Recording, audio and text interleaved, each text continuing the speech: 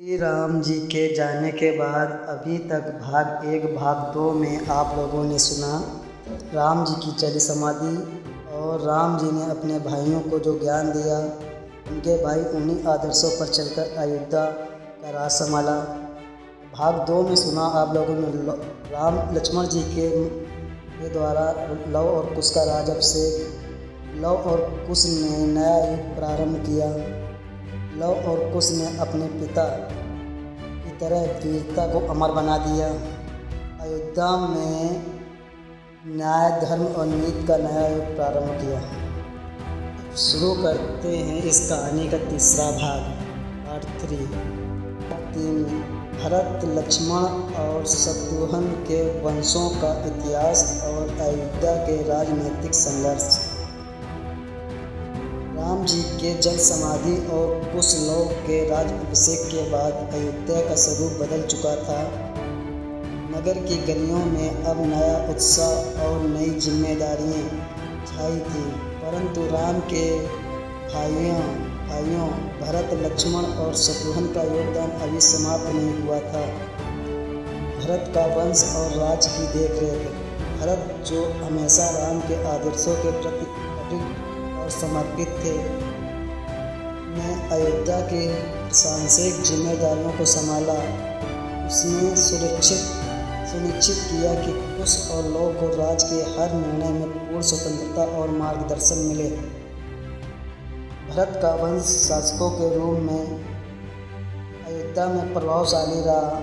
उसने अपने पुत्र और पौत्रों को शिक्षा, धर्म और नीति का मार्ग दिखाया। हर पीढ़ी ने राम राज की मूल भावना, धर्म और न्याय और वीरता को संरक्षित रखा।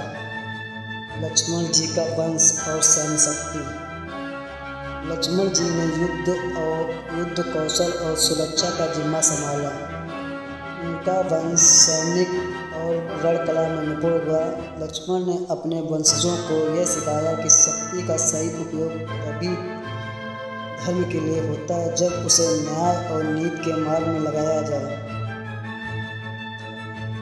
अयोध्या में कई वर्ष तक लक्ष्मण के वंशज राज की रक्षा और बाहरी आक्रमणों का सामना करते रहे। उनके नेतृत्व में नगर में अपनी सुरक्षा और शक्ति को लगातार बनाए रखा। शत्रुघ्न जी का वंश और प्रशासनिक योगदान। शत्रुघ्न जी, जो भीषण शासन और नीति में दक्ष थे, ने राज्य के प्रशासनिक और आर्थिक मामलों को संभाला। उनका वंश अयोध्या में शिक्षा, प्रशासन और न्याय व्यवस्था को मजबूत बनाता रहा। शत्रुघ्न जी के वंश ने केवल नगर में मंत्री बने, बल्कि राम राज के आदर्शों को सभी क्षेत्रों में फैलाने का कार्य किया। अयोध्या में राजनीतिक संघर्ष। राम राज की मृत्यु के बाद अयोध्या में बाहरी और आंतरिक दोनों प्रकार के राजनीतिक संघर्ष हुए। उच्च नगरपाल और पड़ोसी राज्यों के शासक राम के वंशजों के शक्ति में सेंध लगाने लगे।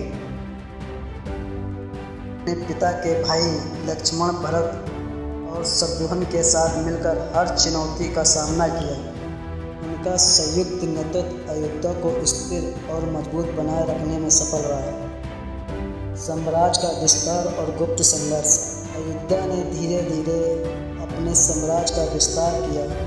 राम के भाइयों के वंशजों ने न केवल नगर की रक्षा की, बल्कि धर्म और नीति का विस्तार भी किया, जिसमें नंबर 1 भ्रष्टाचार और षड्यंत्र का मुकाबला। नगर के प्रशासन में आने वाले नए संकटों का सामना किया। नंबर 2 शांति और मित्रता का प्रचार। पड़ोसी राज्यों और नगरों के साथ संबंध बनाए। नंबर 3 युवा नेतृत्व का प्रशिक्षण। प्रत्येक वंश ने अपने उत्तराधिकारी को राम के आदर्श और राज्य संचालन की कला सिखाई। अयोध्या के वंशों की वीरता और परीक्षा।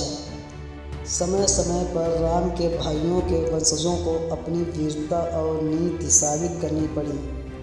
बाहरी आक्रमण, प्राकृतिक आपदाएं और नगर के भीतर उठते विद्रोह, इन सभी का सामना उन्होंने धर्म और न्याय के मार्ग पर रहते हुए किया। अन्यथा अयोध्या का यह युग यह साबित करता है कि राम राज केवल राम की उपस्थिति में ही नहीं बल्कि उनके आदर्शों, उनके वंशजों और उनके शिक्षित नेताओं के माध्यम से भी अमर रहा। भाग 3 का संक्षेप। नंबर 1, भरत, लक्ष्मण और शत्रुघ्न के वंश ने अयोध्या में धर्म, न्याय और शक्ति का मार्ग बनाए रखा। नंबर 2, हर वंशज ने अपने क्षेत्र, प्रशासन, सैन्य और नीति में योगदान दिया। नंबर 3, अयोध्या में बाहरी और आंतरिक संघर्ष के बावजूद राम राज्य के आदर्श अमर रहे। नंबर 4, कहानी अब आगे बढ़ेगी। अयोध्या में नए युग की चुनौतियां और राम वंश का पतन। भरत, लक्ष्मण और शत्रुघ्न ये केवल भाई नहीं थे, ये धर्म, नीति और वीरता के 3 स्तंभ हैं। अयोध्या का इतिहास